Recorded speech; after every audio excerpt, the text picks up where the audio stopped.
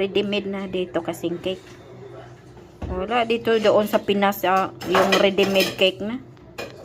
Yung mga mix na together. I don't know if they have ready-made cake in Philippines. Kasi ingredients is already in the box.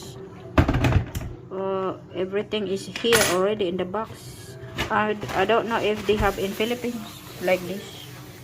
Ready-made or all ingredients inside kung anong meron sa box. Ayan. Baking tray.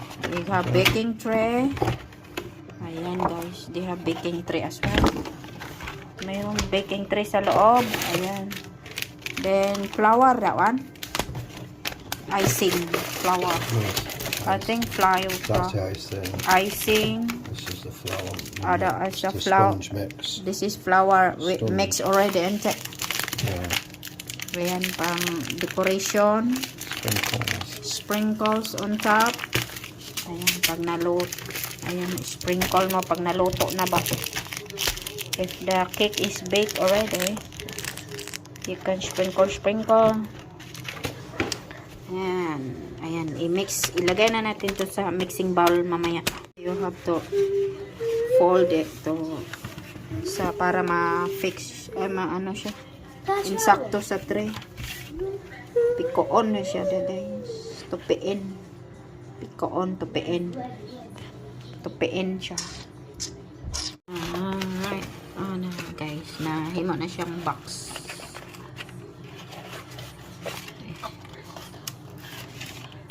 Box tray. That's it. You can put it in the oven. Yeah. Right. So what you do is, right, preheat the oven at 180. So mix together the vanilla cake mix with 2 medium eggs, 30 milliliters. Magdala ko ano ito sa Pinas. 110 millimeters. Butang lang na sa taro ba? Taro, butang na uling. Palit taro. Taro's biscuit. Pwede naman na lutoon ni mong cake ba? Sa taro. Ang palit ng tag-oven oven, palit. Ang panghalo. Aray ko, di naman ko kaagri yung egg. 2 medium egg. Ayan. Haluan na tong egg. Tablespoon oil. Then we want 100 milliliter of water. Ayan, may nakamix na tayo ng 2 kutsarang 2 tablespoon oil, 2 egg, 110 milliliter of water. And then ihalo na natin ang flour. Ayan, flour.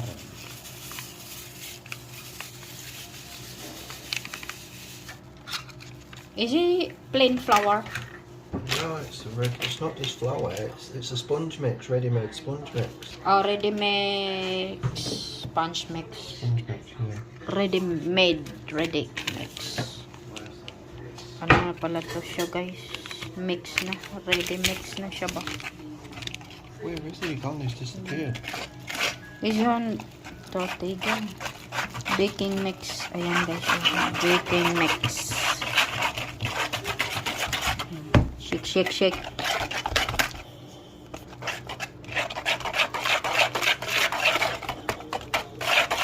May sugar na siguro na. They have sugar already. It's already had sugar. Yeah, so it depends.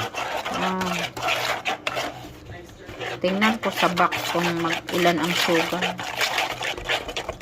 Flour. How much the flour? Tansya lang siguro. Ilagay ko na lang sa description.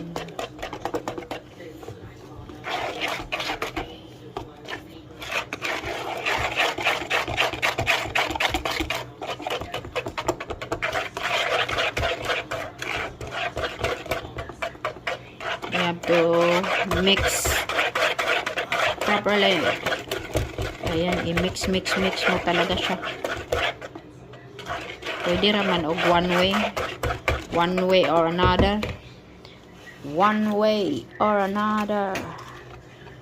Pwede raman na siya i-shake yung bisag left and right ay. Ang uban kay one way ra mag shake ay. Okay ra man. Maluto ra man gyapon.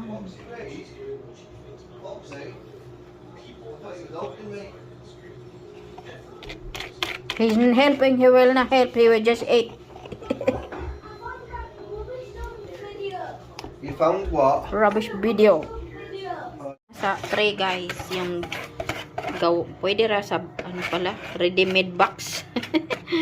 Ano? Ano na ba?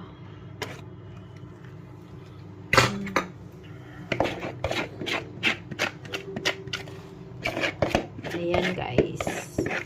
Nakalagay na to sa ano, karton lang pala. Pwede lang wala kang kuan oh. Karton lang. Made of karton. Make sure ang karton na yung karton na sinuwon. Karton. Pwede po karton sigarilyo. Ito ang made of karton lang. Ayan oh. Kasali na ba sa box. Ayan, ready na to po in the oven. Ang bilis. Rice cooker. You can bake a cake in rice cooker if you don't have an oven. Kasi I saw somebody bake in the rice cooker. Ayan, pwede mo na ilutoon sa rice cooker. Mag-try ako pag uwi ko. Mag-try tayo pag nakauwi ako sa Pinas. Mag-try, pwede mo ilutoin sa rice cooker. Naka-ready na ang ating icing. Pag naluto na yung cake, tsaka ka gumawa ng icing para pang-decorate sa taas. Yung ganito na ang resulta. Yung may sprinkle. Spread mo sa cake ang icing, tapos lagyan ng sprinkle. Ayan. Kaysa bumili ka ng cake pag may birthday, ayan, gumawa ka na lang ng sarili mong cake. Makakamura ka pa. Naluto na ang cake guys. Ayan, haunin na natin. Naluto na ang cake. Tanggalin na natin sa oven. Cooking this cake only. It's only 20 minutes only cooking the cake guys. Oh, it's cooked already. Kailangan insaktong 20 minutes lang talaga siya para hindi masunog. Then lagyan na nato icing in a minute. Palamigin mo na ang cake bago lagyan ng icing, baka matunaw ang icing. Cook na ang cake.